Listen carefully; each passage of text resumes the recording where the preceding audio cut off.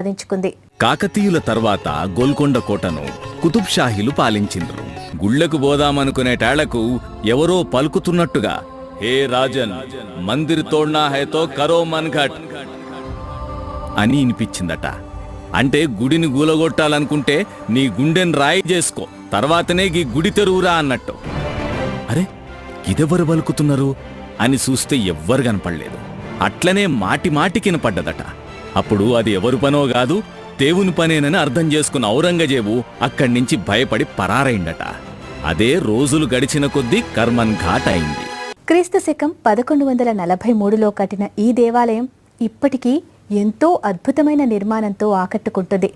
ఇక్కడ ఆంజనేయుడితో పాటు మరో 15 మంది దేవుళ్ల గుళ్ళు ఉన్నాయి. అన్నీ ఒకే మండపం కింద కనిపిస్తాయి. ఈ గుళ్ళ నిర్మాణంలోనూ భిన్నత్వం కనిపిస్తుంది. ప్రతి గుడి ప్రత్యేకమైన నిర్మాణ రీతితో ఆకట్టుకుంటుంది.